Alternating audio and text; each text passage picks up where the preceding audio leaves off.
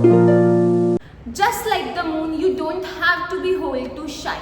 With this quote, let's begin today's class in which we are going to study about the moon. Now, what is moon? So, moon is nothing but it is a natural satellite of the earth. Now, what is natural satellite? See, any body in the space which is revolving or orbiting around the larger body can be called the satellite of the larger body. So as moon size is smaller than the earth and it revolve or orbit around the earth, so we can say that it is the natural satellite of earth. Now let's come to understand how this moon came into the existence or how it was formed. So it is believed that there is a theory which says that around 4.5 billion years ago, there was a huge asteroid which came and collided with the earth. Out of that collision, there were many particles scattered in the space, and those particles came together, they clumped together or they condensed together to form the moon. And this theory explains why there are some elements which are commonly found on earth crust and the moon. Now let's come to the size of the earth. So as I just said that the size of moon is smaller than the earth, but how much?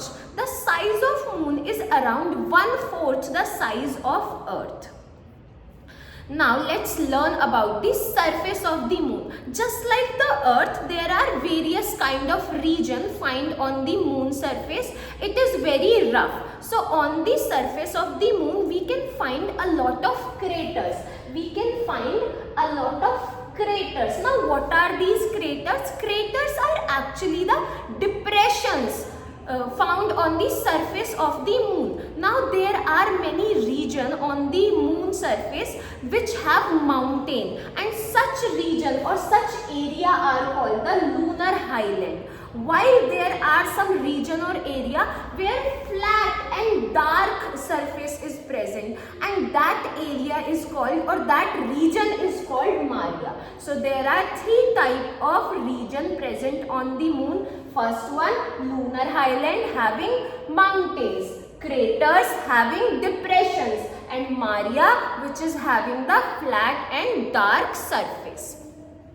Now let's come to understand the motion of the moon. Just like the earth do the revolution around the sun and it also rotate at its axis. Just like earth, your moon also show the revolution as well as the rotation, as we know that your moon is going to revolve around the earth. So for that it take your 27.3 days, and to do the rotation means rotating or moving at its own axis, it take 27.3 days again. And because of this only, we are only able to see the one side of moon.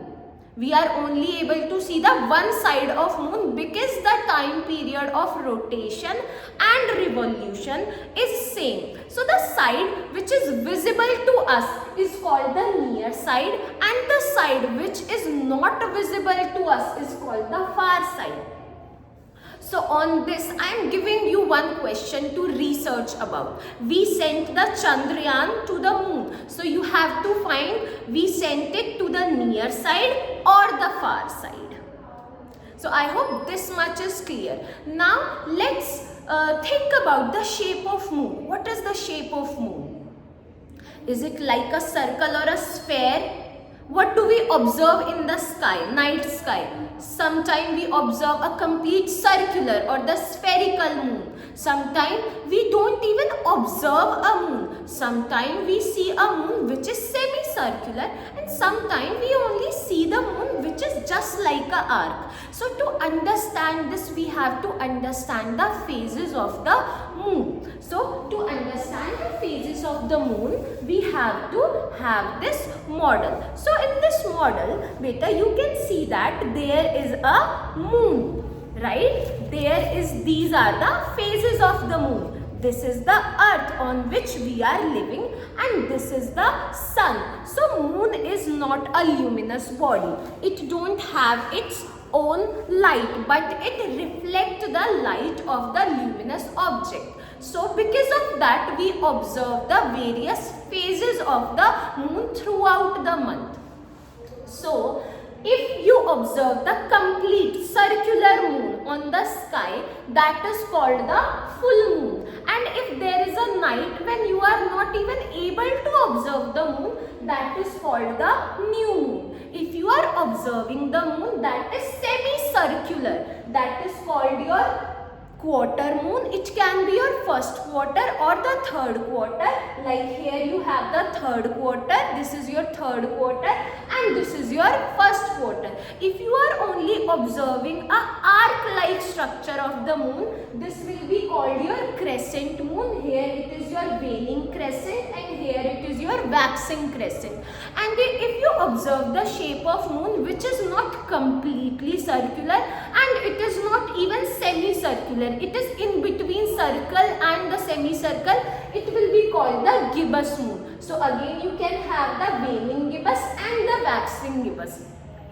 Now what are these terms, waxing and the waning? See, if the size of moon is increasing from the new moon, you will observe that the size of moon will start increasing. This process is called the waxing. So you will observe the arc-like structure of the moon first. This will be your waxing crescent.